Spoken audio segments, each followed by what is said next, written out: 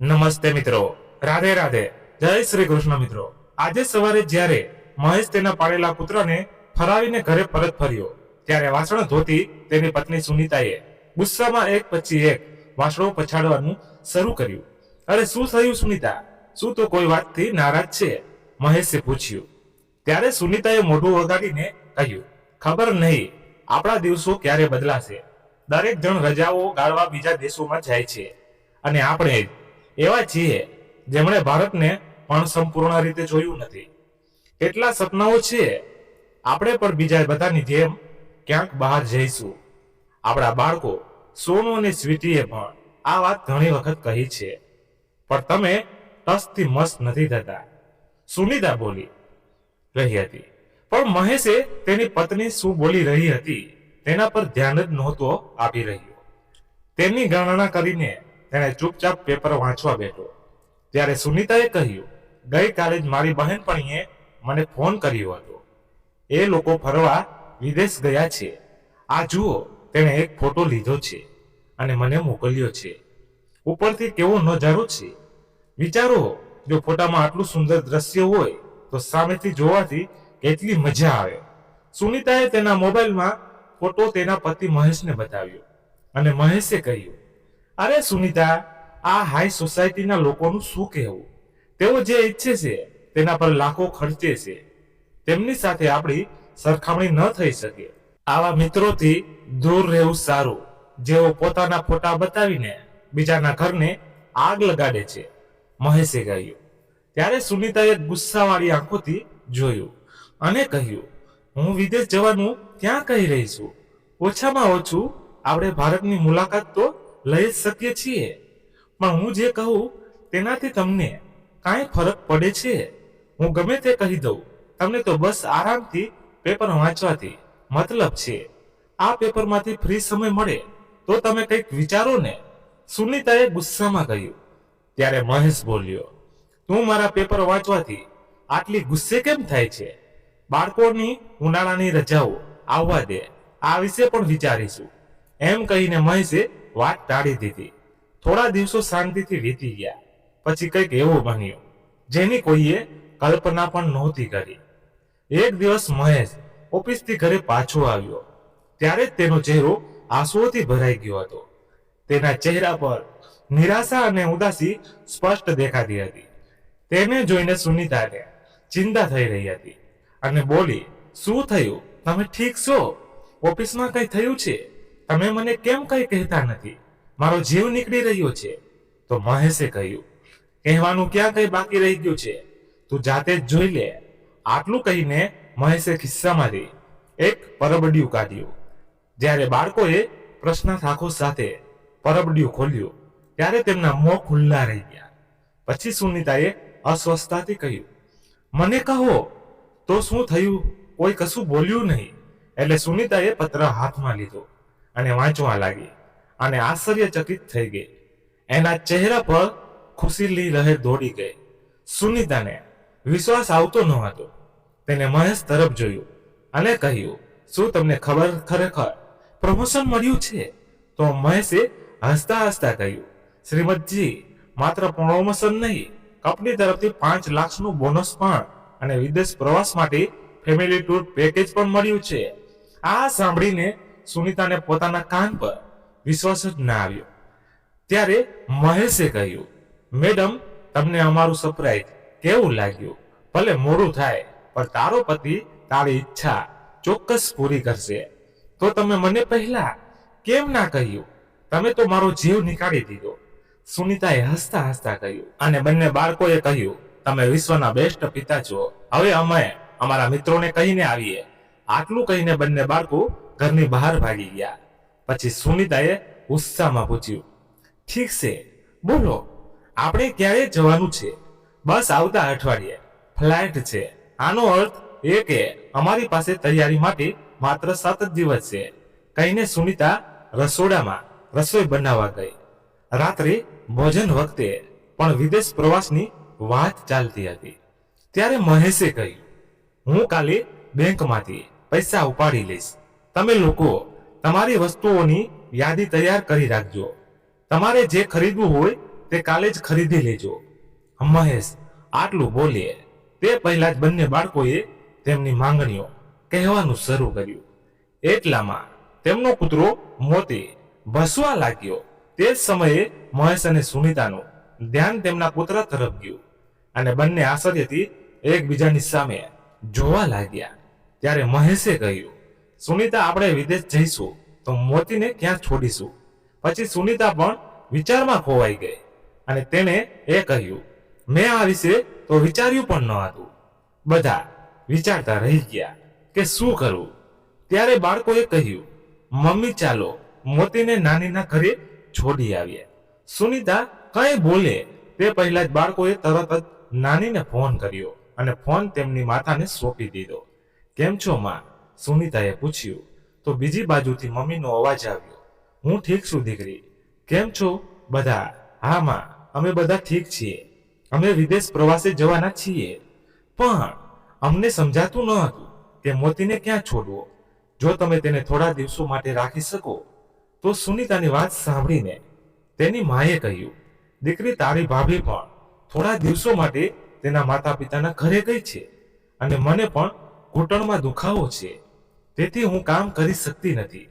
પછી કંઈક વિચારીને તેની માતા બોલી, અરે હા, યાદ આવ્યું, જ્યારે પણ આપણા પડોશીઓ વિદેશ જાય છે ત્યારે તેઓ તેમના કૂતરાઓનો ડોગ કેર સેન્ટરમાં છોડી દે છે.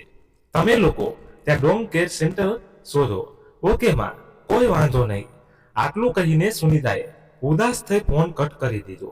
બીજા દિવસે મહેશ નજીકના ડોગ કેર સેન્ટરમાં ગયો અને તેના વિશે પૂછપરછ કરી, પરંતુ નિરાશ થઈને ઘરે પાછો ફર્યો. મહેશ મોતીને ક્યાંક મૂકવાની વ્યવસ્થા થઈ કે નહીં, સુનિતાએ પૂછ્યું. ત્યારે મહેશે કહ્યું, ના સુનિતા, ડોગ કેર સેન્ટરમાં દરરોજ ઓછામાં ઓછા 2000નો ખર્ચ થશે. હે ભગવાન, આટલા પૈસા? સુનિતાએ આશ્ચર્ય સાથે પૂછ્યું. તો મહેશે કહ્યું, અરે નહીં તો શું, તેના ઉપર આપણે ઘણા દિવસોથી બહાર છીએ. આપણે જઈશું તો ઘરની સુરક્ષા માટે પણ ગાર્ડની જરૂર પડશે. તે દરરોજ ઓછામાં ઓછા 1000 તો લેશે અને તેનો મહિને ઘણો ખર્ચ થશે. આ સાંભળીને સુનિતા અને બંને બાળકો પણ પરેશાન થઈ ગયા. ત્યારે મહેશે કહ્યું, જો કોઈ વ્યવસ્થા નહીં થાય તો આપણે વિદેશ જવાનો કાર્યક્રમ કેન્સલ કરવો પડશે. આ સાંભળીને તેના પુત્ર સોનુએ કહ્યું, મને ખબર હતી પપ્પા આવું જ કરશે. હું હવે તમારી સાથે ક્યારેય વાત નહીં કરું. આટલું કહીને તે ગુસ્સે થઈ ગયો અને પોતાના રૂમમાં જતો રહ્યો. ત્યારે સુનિતાએ કહ્યું કે તમારી મમ્મીને ગામડેથી અહીં બોલાવી લઈએ. તો ત્યારે મહેશે કહ્યું, શું વાત કરે છે માં, અહીં આવીને કેવી રીતે રહી શકે, તે પણ એકલી તો? સુનિતાએ કહ્યું, મહેશ, જરા વિચાર તો કરો. જો તમારી માં અહીં આવશે તો ઘરની સુરક્ષા માટે કોઈ ગાર્ડની જરૂર પણ નહીં પડે, મોતીની દેખભાળ માટે કોઈની જરૂર નહીં પડે અને ન તો કોઈ વધારાનો ખર્ચ કરવો પડશે. ઘરમાં રાખેલ છોડને પણ પાણી પીવડાવશે. સુનિતાની વાત સાંભળીને મહેશે કહ્યું, ઠીક છે, પણ સુનિતા, તને તો મારી માં ગમતી નથી, તેથી તે માને આજ સુધી અહીં બોલાવ્યા પણ નથી. આપણે અહીં વૈભવી જીવન જીવીએ છીએ અને બિચારી માં ગામડામાં એકલી રહે છે અને આજે જ્યારે આપણને તેમની જરૂર પડી છે ત્યારે આપણે તેને અહીં બોલાવીએ છીએ. આ સારી વાત નથી, ખરું ને? તો સુનિતાએ કહ્યું, મને એ બધી ખબર નથી. આમ પણ આપણે તેમને થોડા કહેવાના છીએ કે આપણે તેમને આપણા ઘર અને મોતીની દેખભાળ કરવા માટે બોલાવીએ છીએ. તમારી માને ફોન કરો, હું બધું સંભાળી લઈશ. આટલું કહી સુનિતાએ ફોન મહેશને આપ્યો. હેલો માં, કેમ છો? હું ખૂબ સારી છું દીકરા, હમણાં જ બેઠી હતી, તું તમને બધાને યાદ કરતી હતી, રમીલાબેને કહ્યું. ત્યારે મહેશે કહ્યું, સારું માં, જો તમને અમારી ખૂબ યાદ આવી રહી હોય તો થોડા દિવસ તમે અહીં આવો. તો રમીલાબેને કહ્યું, અરે ના દીકરા, તું સુનિતા અને બાળકો સાથે કોઈ દિવસ મને મળવા આવશે. મારા માટે આવું શક્ય નથી. એટલામાં જ મહેશના હાથમાંથી ફોન સુનિતાએ લઈ લીધો અને કહ્યું, માં, તમારો બધો પ્રેમ ગામવાસીઓ પર જ લૂંટાવી નાખશો તો અમારા માટે શું બચશે? તમારા પુત્રને પણ તમારે પ્રેમની જરૂર છે. વહુ, હું તો હંમેશા તમને લોકોને મનથી આશીર્વાદ આપું છું, રમીલાબેને કહ્યું. ત્યારે સુનીતાએ કહ્યું, માજી, આટલા દૂરથી આશીર્વાદ આપો તો શું થશે? તમારા બાળકોને તમારા પ્રેમ અને સાથની જરૂર છે. કાલે જ તમારા પુત્ર પુત્રીઓ પણ તમને ખૂબ યાદ કરી રહ્યા હતા. સોનું તમને યાદ કરીને રડવા લાગ્યો. હવે બાળકો જીદ કરે છે કે તેમને તેમની રજાઓ તેમની દાદી સાથે વિતાવવી છે.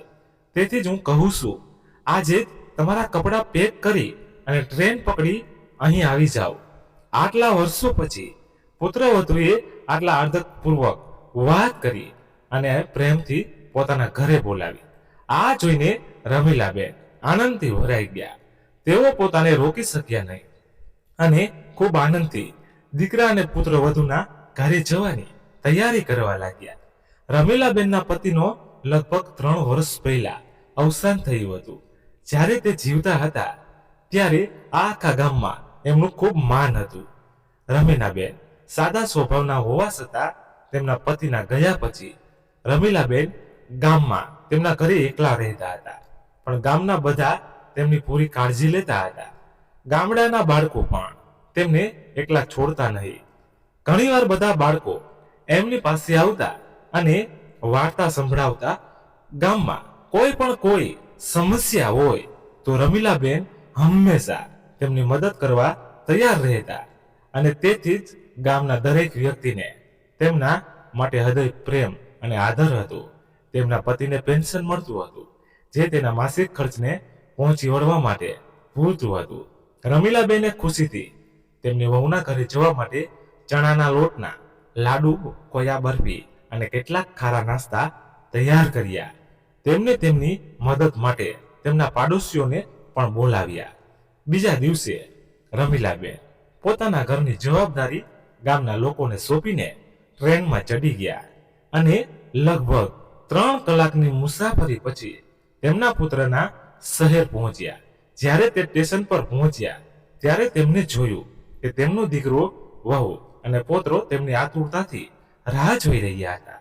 તે ટ્રેનમાંથી નીચે ઉતર્યા ત્યારે પુત્ર અને પુત્રવધુએ એમના ચરણ સ્પર્શ કરીને તેમના આશીર્વાદ લીધા હતા. તો બંને બાળકો પણ દોડી આવ્યા અને દાદી દાદી કહેતા ચોંટી ગયા. પોતાના બાળકોનો પ્રેમ અને સ્નેહ જોઈને રમીલાબેન તેમને આશીર્વાદ આપ્યા. જ્યારે બધા કાર દ્વારા ઘરે પહોંચ્યા અને ઘરનો દરવાજો ખોલ્યો ત્યારે તેની સામે એક અજાણ્યા વ્યક્તિને જોઈને મોતી તેમના પર ભસવા લાગ્યો. પરંતુ જ્યારે રમીલાબેને તેને ખૂબ જ પ્રેમથી સ્નેહ આપ્યો ત્યારે તે સંપૂર્ણ શાંત થઈ ગયો. આ જોઈને સુનીતા ખુશ થઈ ગઈ, જાણે તેને કોઈ ખજાનો મળી ગયો હોય. છેવટે તેમના ગયા પછી રમીલાબેને જ મોતીની સંભાળ રાખવાની હતી. ગામમાં સાદું જીવન જીવતા રમીલાબેનને તેમના પુત્ર અને વહુના ઘરે તમામ પ્રકારની સુખ સુવિધાઓ જોઈને આશ્ચર્ય થયું. તેમની વહુ સુનીતા તેમની ખૂબ જ કાળજી લેતી હતી. મહેશ દરેક રીતે તેમની સંભાળ રાખતો હતો. બંને બાળકો પણ તેમની દાદીને ખૂબ જ પ્રેમ કરતા હતા. 3 દિવસ આમ જ ચાલતું રહ્યું. પછી એક દિવસ સુનીતાએ રમીલાબેનને બધું કામ સમજાવવાનું શરૂ કર્યું. મોતીને શું ખાવાનું પસંદ છે, તેનો ખોરાક ક્યાં રાખવામાં આવે છે, ઘરનું રાશન સામગ્રી ક્યાં છે, વગેરે વગેરે. પછી સુનીતાએ કહ્યું, હા માજી, મોતીને સવાર સાંજ પાર્કમાં ફરવા લઈ જાઓ. તમારું સ્વાસ્થ્ય પણ સારું રહેશે અને મોતી પણ ઘરમાં ગંદકી નહીં ફેલાવે. રમીલાબેન તેની વાત સાંભળતી વખતે ક્યારેક કામ વિશે વિચારવા લાગતા તો ક્યારેક સુનીતા સામે પ્રશ્ન નજરે જોતા. પછી થોડી વાર પછી રમીલાબેને કહ્યું, વહુ, તમે સારું કર્યું, મને બધું કહ્યું. હવે તમે જુઓ, હું તમારા બધા માટે સ્વાદિષ્ટ વાનગીઓ બનાવીશ અને તમને ખવડાવીશ. ઓહ હા, હું ભૂલી ગઈ, હું તમારા માટે ગામમાંથી મારા પોતાના હાથે લાડુ અને બરફી બનાવીને લઈ આવી છું. હમણાં જ લઈને આવું છું. બાળકોને તે ખૂબ ગમશે. એમ કહીને રમીલાબેને પોતાની બેગમાંથી વસ્તુઓ કાઢી અને ખુશીથી સોનું અને સ્વીટીને ખવડાવવા લાગ્યા. પછી રમીલાબેને જોયું કે ત્યાં કેટલીક સુટકેસ અને બેગ રાખવામાં આવી હતી. તે જોતા જ તેમને આશ્ચર્ય થયું. રમીલાબેને પૂછ્યું, આ શું છે વહુ? ત્યારે સુનીતાએ ગભરાઈને કહ્યું, માં એ શું છે કે તમારા દીકરાને ઓફિસના કામ માટે વિદેશ જવું પડે છે, તો બાળકો પણ જીદ કરવા લાગ્યા કે તેઓ પણ વિદેશ જવા માંગે છે, તેથી અમે પણ તેમની સાથે જઈ રહ્યા છીએ, તો થોડા દિવસ ઘર સંભાળજો. રમીલાબેન આ સાંભળીને આશ્ચર્યચકિત થઈ ગયા. તેથી મહેશે કહ્યું, માં અચાનક એક પ્રોગ્રામ બની ગયો છે, અમારે કાલે સવારે નીકળવાનું છે, તો તમે બધું સંભાળી લેજો, અમે 10-12 દિવસમાં પાછા આવીશું. એમ કહીને બધા પોતપોતાની તૈયારી કરવા લાગ્યા. અને બીજા દિવસે સવારે રમીલાબેનને મોતી સાથે છોડીને તેઓ બધા એરપોર્ટ જવા રવાના થયા. આ જોઈને રમીલાબેનને ગમ્યું નહીં, પણ થોડા દિવસોની જ વાત છે એમ વિચારીને એમણે પોતાનું મન શાંત કર્યું. સવારે સ્નાન કર્યા પછી એમણે મોતીને પણ ખૂબ પ્રેમથી લંવડાવ્યો. સુનીતાની સૂચના મુજબ રમીલાબેને મોતીનો ખોરાક તેના વાસણમાં મૂક્યો અને પછી રમીલાબેનની પોતાની પ્લેટ લઈને ત્યાં બેસી ગયા. પરંતુ મોતી ખાવા તૈયાર ન હતો. કદાચ તે દુઃખી હતો, કારણ કે બધા જ ખ્યાલ હતા. તેથી રમીલાબેને તેને પ્રેમથી સ્નેહ આપ્યો અને તેની થાળીમાંથી બ્રેડનો ટુકડો તેના મોંમાં મૂક્યો. તો મોતીએ પોતાપણું લાગ્યું, તો મોતી પણ પોતાનું દુઃખ ભૂલી ગયો અને ખુશીથી તેમની સાથે ભોજન લેવા લાગ્યો. હવે દર વખતે રમીલાબેન તેની પોતાની થાળીમાંથી ભોજન ખવડાવતા અને તે તેની સાથે બેસીને ખૂબ રસપૂર્વક ભોજન લેતા. રમીલાબેન જો કોઈ સાથે વાત કરવાનું મન થાય તો તે મોતી સાથે વાત કરતા. ધીરે ધીરે બંને સારા મિત્રો બની ગયા. તે મોતીને રોજ સવારે અને સાંજે પાર્કમાં ફરવા લઈ જતા અને રમીલાબેન આજુબાજુના લોકોને પણ ઓળખતા થઈ ગયા હતા. રમીલાબેનને બાળકો સાથે હસવું અને વાત કરવાનું પસંદ હતું. પડોશના બધા બાળકો એમને દાદી કહેતા, તો એમને પણ ગમતું.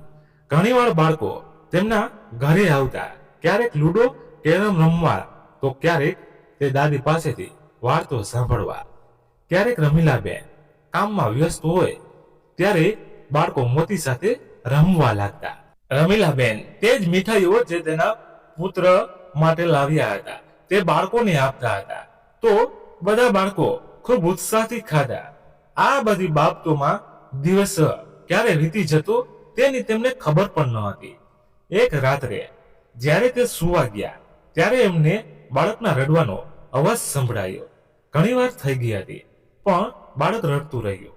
જ્યારે તે બહાર આવ્યા ત્યારે તેમને જોયું કે બાળકના માતા પિતા બાળકને લઈને ઘરના આંગણામાં ફરી રહ્યા હતા અને તેને ચૂપ કરાવવાનો પ્રયત્ન કરી રહ્યા હતા, પરંતુ બાળક કોઈ રીતે શાંત થતો ન હતો.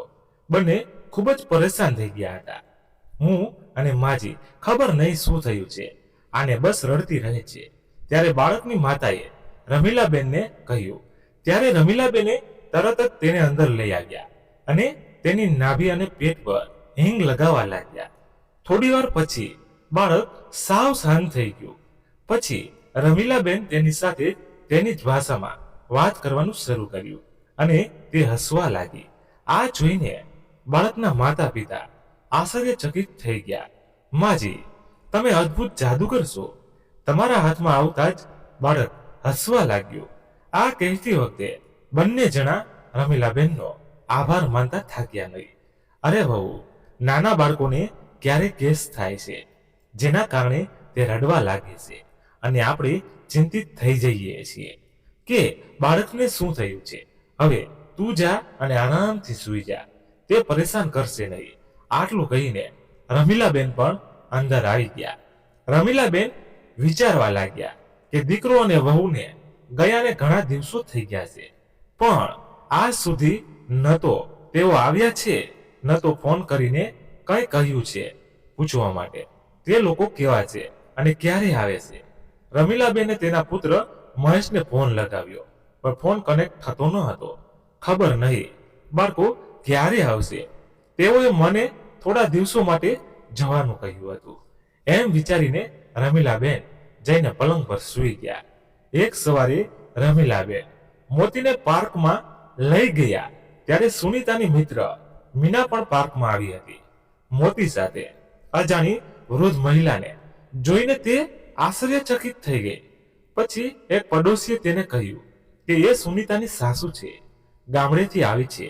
તો મીના રમીલાબેનને મળવા આવી. નમસ્તે આંટી, હું સુનીતાની બહેનપણી છું, હું નજીકમાં જ રહું છું. જ્યારે મીનાએ કહ્યું ત્યારે રમીલાબેને હસીને તેને આશીર્વાદ આપ્યા. તો મીનાએ કહ્યું, આંટી તમે અહીંયા આવ્યા તે મને બહુ સારું લાગ્યું, નહીતર મારી બહેનપણી સુનીતાનું વિદેશ જવાનું સ્વપ્ન માત્ર સ્વપ્ન જ રહી ગયું હોય. તો રમીલાબેને આશ્ચર્ય સાથે કહ્યું, મને કંઈ સમજાયું નહીં દીકરી. પછી મીનાએ કહ્યું, આંટી એ બધું છોડો, મને કહો તે લોકો અહીંયા દિવસે પાછા આવવાના છે એ તો મને નથી ખબર દીકરી. તેઓ મને કહ્યું તેઓ 10 દિવસમાં આવશે, પણ 2 અઠવાડિયા થઈ ગયા. તો મીનાએ કહ્યું, ના આંટી, સુનીતાએ મને એ જ કહ્યું હતું કે તેમને ઓછામાં ઓછો 1 મહિનો લાગશે. તો રમીલાબેને આશ્ચર્ય સાથે કહ્યું, 1 મહિનો? પણ તેમણે મને કહ્યું હતું કે તે જલ્દી આવશે. ના આંટી, તમને કોઈ ગેરસમજ છે. ઠીક છે, હું જાઉં છું. આટલું કહીને મીના ત્યાંથી ચાલી ગઈ. પણ રમીલાબેન ઊંડા વિચારોમાં ડૂબી ગયા. તે મોતી સાથે ઘરે પરત ફરવા લાગ્યા. પછી રમીલાબેને જોયું કે વિસ્તારમાં ઘણો ઘોંઘાટ છે. તે ઝડપથી ત્યાં ગયા અને કારણ પૂછતા ખબર પડી કે તે જ વિસ્તારમાં રહેતા મગનભાઈના ઘરમાં ચોરી થઈ છે.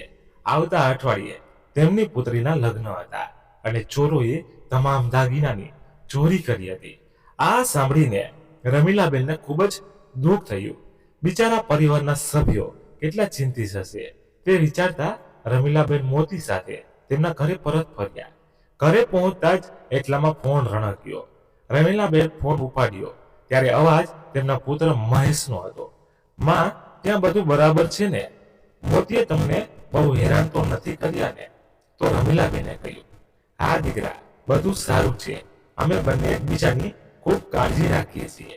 મોતી આખો દિવસ આખા ઘરમાં કૂદતો રહે છે, પણ તમને પાછા આવતા ઘણા દિવસો લાગ્યા. તો મહેશે કહ્યું, હા માં, ઓફિસનું ઘણું કામ હતું એટલે હજુ થોડા દિવસ લાગશે. તમે ત્યાં ધ્યાન રાખજો. આટલું કહીને મહેશે ફોન મૂકી દીધો. ત્યારે સુનીતાએ પાછળથી પૂછ્યું, તમારી માએ શું કહ્યું? બધું બરાબર છે ને? હા સુનીતા, બધું બરાબર છે. આપણું ઘર સલામત છે અને મોતી પણ. તો સુનીતાએ ખુશીથી કહ્યું, જોયું, ગામડેથી માને બોલાવવાનો મારો આઈડિયા કામ લાગી ગયો ને? મોતીને કેરેક્ટર પણ મળ્યો અને આપણા ઘરની પણ સુરક્ષા થઈ ગઈ. હવે આપણે નિશ્ચિત થઈ શકીએ છીએ અને થોડા વધુ દિવસો માટે અહીં આરામથી ફરવા જઈ શકીએ છીએ. હા સુનીતા, તે સારો આઈડિયા આપ્યો હતો. નહીતર ઘરની સુરક્ષાનો કુલ ખર્ચ અને મોતીને ડોગ કેર સેન્ટરમાં રાખવાનો ખર્ચ 1 લાખ થતો હતો. મહેશે કહ્યું. ત્યારે સુનીતાએ કહ્યું, હવે મારી એક બીજી વાત માનો. તમારી માને કહો કે બાપુજીના વીમાના પૈસા આપણને સોંપે. તેઓએ તે પૈસા શું કરવા છે? બાપુજીનું પેન્શન દર મહિના આવે છે, તો પછી વધુ પૈસાનું તે શું કરશે? સુનીતા, તે તો મારા મોઢાની વાત છીનવી લીધી. હું પણ એ જ વાત વિશે વિચારતો હતો.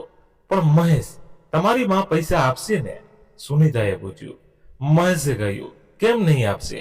હું કહીશ કે મારે જરૂર છે. અને પછી આપણે તેમને મારા પ્રમોશન વિશે કહ્યું નથી. તેઓ માત્ર એટલું જ જાણે છે કે આપણે વિદેશ પ્રવાસ માટે નહીં, ઓફિસના કામ માટે આવ્યા છીએ. અહીં મહેશને લાગ્યું કે તેને ફોન કાપી નાખ્યો છે.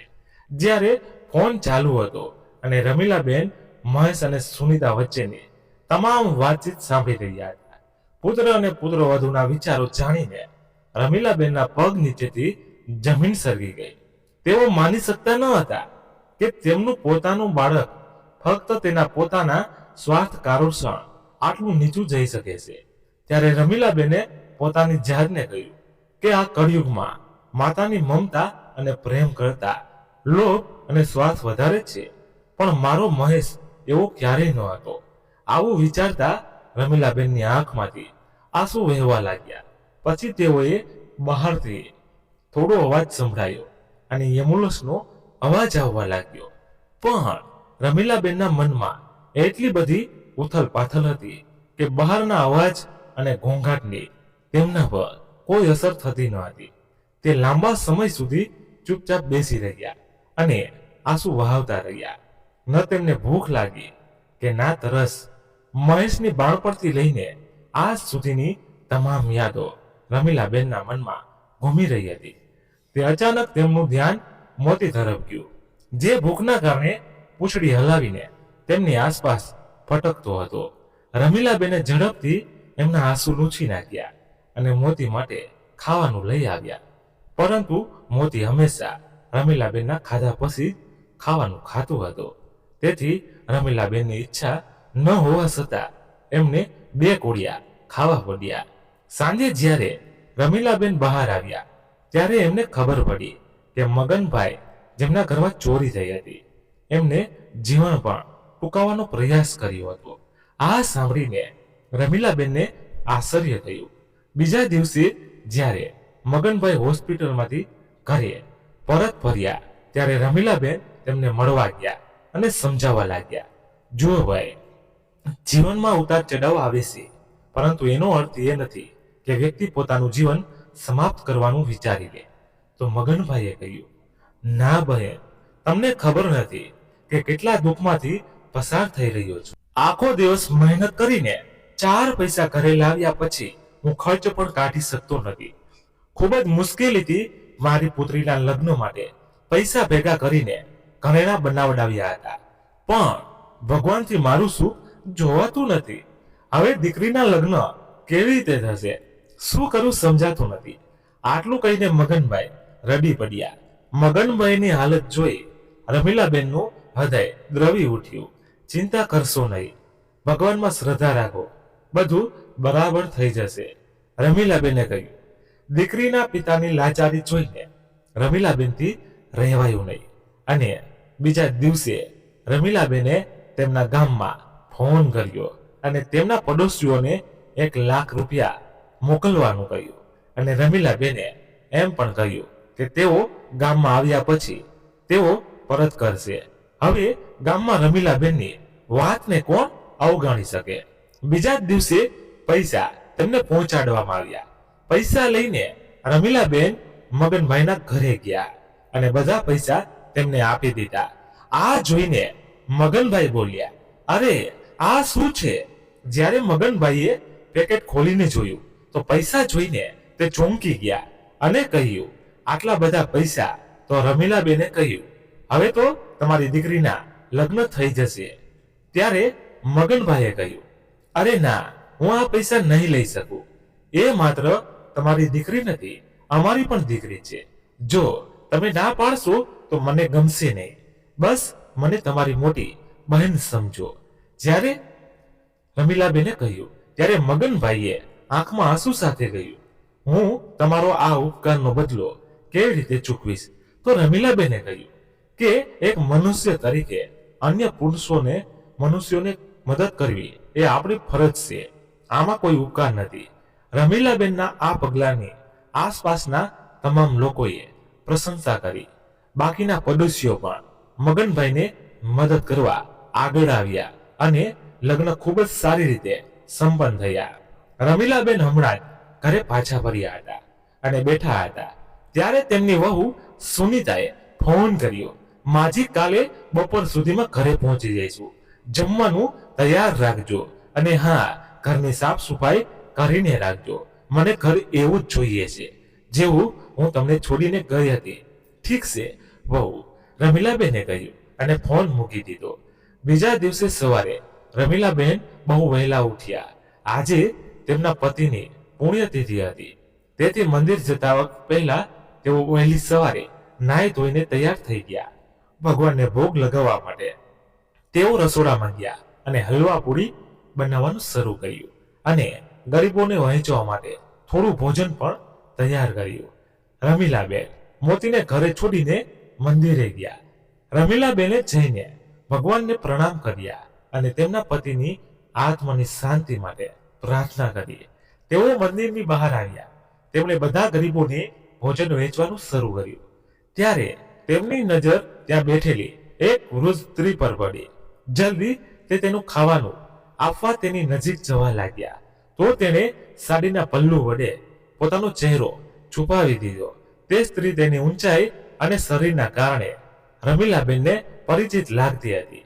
રમીલાબેને પ્રસાદ આપવાનું શરૂ કર્યું કે તરત જ તેમની નજર તે મહિલાના હાથ પર પડી. તેના પર લખ્યું હતું કમળા. આ જોઈને રમીલાબેનનું હૃદય એક ધડકન ચૂકી ગયું. કમળા, તું તો મારી બહેનપણી કમળા છે ને? આ કહેતી વખતે જ્યારે તેણે પોતાનું પલ્લું હટાવ્યું ત્યારે કમળાબેને આંસુઓથી ભરી આંખો સાથે નજરો નહોતો મિલાવી શકતા. આ બધું કેવી રીતે થયું? કમળા, તમે તો તમારા પુત્રો સાથે ખૂબ ખુશ હતા ને? તે ગામ છોડીને તેમની સાથે શહેરમાં આવી અને ખૂબ જ આરામથી જીવી રહી હતી.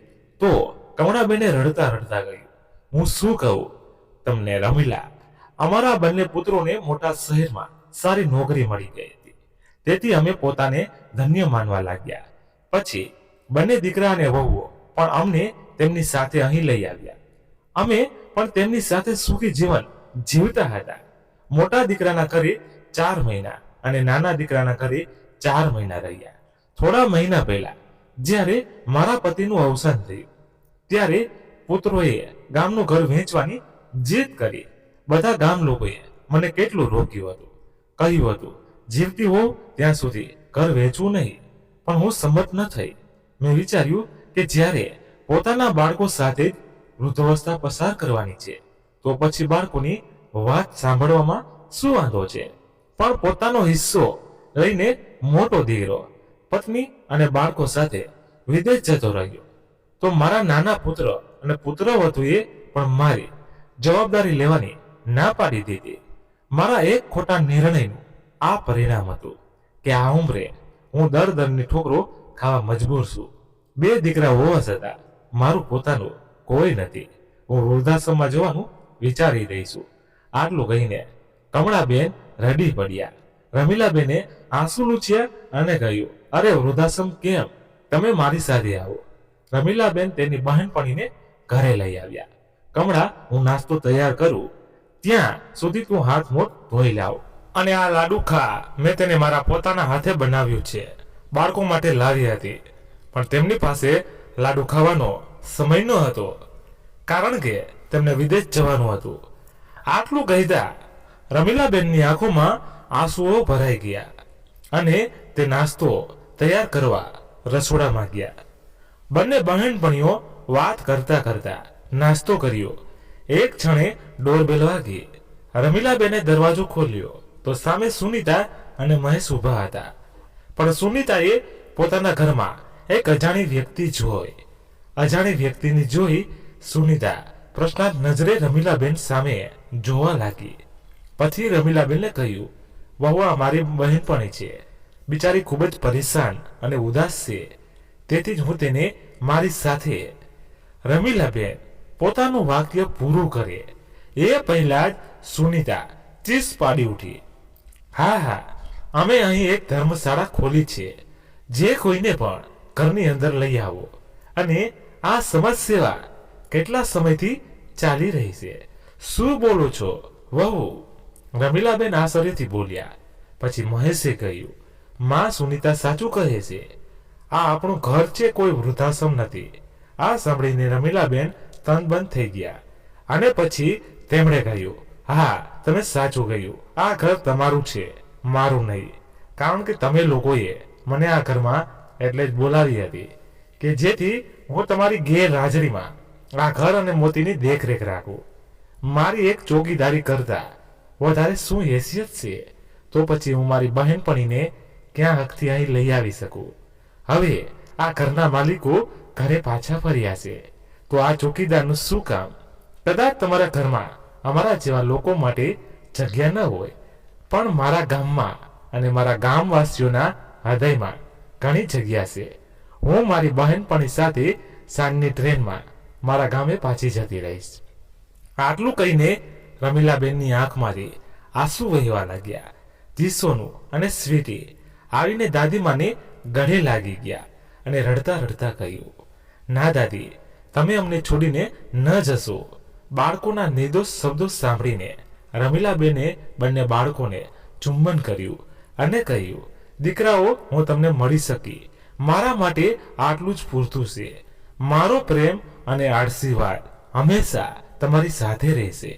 મારી એક વાત હંમેશા યાદ રાખજો, જીવનના દરેક વળાંક પર એક માતા પિતા જ છે જેઓ નિસ્વાર્થપણે તેમના બાળકનું સુખ ઈચ્છે છે. તેઓ પોતાના બાળકોને દરેક મુશ્કેલીમાં સાથ આપે છે અને બાળકોને સપોર્ટ કરે છે. માતા પિતા તેમના બાળકો પાસેથી બદલામાં કંઈ પણ અપેક્ષા રાખતા નથી. તેઓ તેમના બાળકો પર આંધળો વિશ્વાસ કરે છે.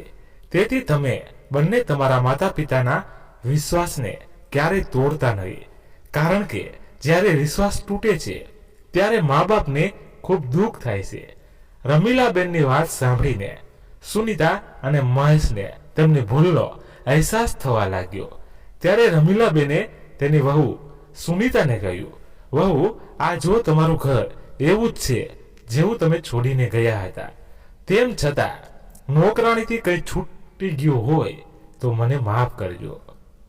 ના માં, તમે આ શું કહો છો? જ્યારે સુનિતાએ કહ્યું ત્યારે રમીલાબેને કહ્યું, વહુ, મને બધું જ ખબર પડી ગયું છે કે અચાનક તમારા હૃદયમાં મારા માટે આટલો કેમ પ્રેમ ઉભરાઈ ગયો હતો કે તમે મને અહીં બોલાવી. તો મહેશે કહ્યું, માં, અમે ઘણું વિચાર્યું પણ કંઈ સમજમાં ન આવ્યું. તો રમીલાબેને કહ્યું, મને એ વિચારીને દુઃખ થાય છે કે આજ સુધી તમે તમારી માના પ્રેમને સમજી શક્યા નહીં. અને વહુ, તમે તો એક માં છો ને, તો પછી તમે આ રીતે માના પ્રેમ સાથે રમત રમ્યા. જો તમે મને સ્પષ્ટ કહ્યું હોત તો શું તમારી મદદે ન આવી હોત? અરે, તમારા માટે તો મારો જીવ હાજર છે. તો પછી મારી લાગણીઓ સાથે કેમ રમ્યા? અને હા, તારા પિતાના વીમાની પૈસા મળવા માટે કોઈ નવું નાટક ના કરતો જેના પર તમે નજર રાખી રહ્યા છો. તું માંગીશ ત્યારે આપી દઈશ. રમીલાબેનની આ વાત સાંભળીને મહેશ અને સુનિતા શર્મિંદગીના કારણે રમીલાબેનની નજર મિલાવી નહોતા શકતા. જરા પણ વિલંબ કર્યા વિના રમીલાબેને તેમને તેમની બેગ ઉપાડી અને તેમની બહેનપણી સાથે ઘરની બહાર નીકળી ગયા. ત્યારે મહેશ અને સુનિતાની આંખમાંથી આંસુ વહી રહ્યા હતા. એ જ વખતે બાજુના મકાનમાં રહેતી તેમની પાડોશી પણ આવી અને બોલી, માજી, તમે જાઓ છો? જ્યારે તમે અહીંયા હતા અમને કોઈ પણ સમસ્યા થતી નથી. તમે એનો ઝડપથી ઉપાય મેળવી આપતા હતા. તમારા હોવાથી અમે બધા બહુ ખુશ હતા. મારા સાસુ સસરા નથી એટલે મને તમારા જ પ્રેમની મુહૂર્ત જોતી હતી. હવે તમે જતા રહેશો. મગનભાઈએ તેમને સામેથી આવતા જોયા ત્યારે તે પણ તેમની તરફ આવ્યા અને કહ્યું, તમે અમારા પર જે ઉપકાર કર્યો છે તે અમે જીવનભર ભૂલીશું નહીં. આટલું કહીને તે રમીલાબેનના ચરણ સ્પર્શ કરવા લાગ્યા. રમીલાબેને હસતા હસતા કહ્યું, અરે ના, મેં કોઈ ઉપકાર નથી કર્યો. મને લાગે છે કે તમે મને તમારી સેવા કરવાની તક આપીને મારા પર ઉપકાર કર્યો છે.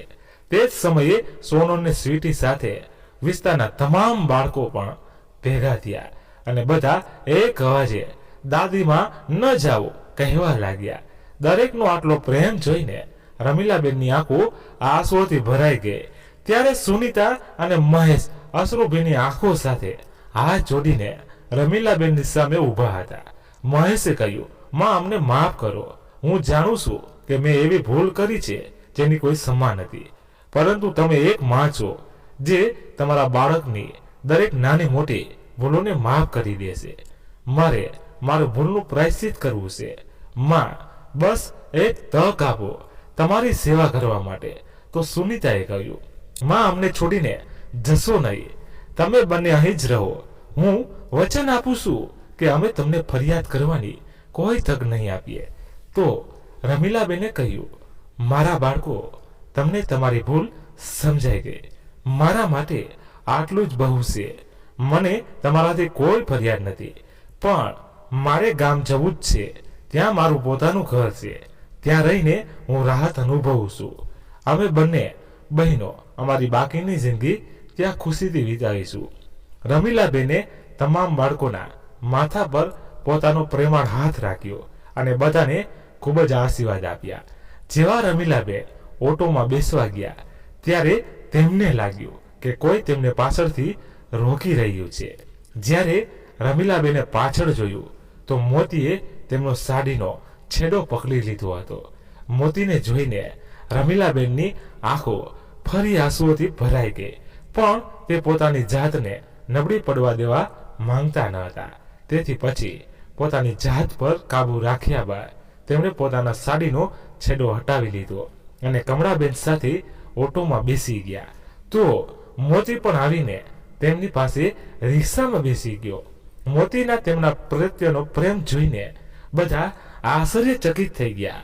રમીલાબેને મોતીને બહુ સમજાવવાની કોશિશ કરી, પણ તે તેનાથી દૂર જવા તૈયાર ન હતો. મોતીનું આવું વર્તન જોઈને રમીલાબેને તેના માથા પર હાથ ફેરવતા કહ્યું, માણસ સમજે કે ન સમજે, પણ આ પ્રાણીઓ પ્રેમની ભાષા સારી રીતે સમજે છે. હવે મોતી મારી સાથે રહેશે. આટલું કહીને રમીલાબેન રિક્ષા ડ્રાઈવરને જવાનો ઈશારો કર્યો અને ગામ જવા રવાના થઈ ગયા. તો મિત્રો, વાર્તા અહીં પૂર્ણ થઈ. તમને કેવી લાગી એ કોમેન્ટ કરીને જણાવજો. અને વાર્તા પસંદ આવી હોય તો એક નાનકડી લાઈક કરી ખાસ મિત્રોને શેર કરજો. એટલું કામ અમારું પણ કરજો. ધન્યવાદ. ફરી મળીએ નવી વાર્તા સાથે. ત્યાં સુધી તમારા પરિવાર સાથે ખુશખુશાલ રહો. જય હિન્દ, જય ભારત.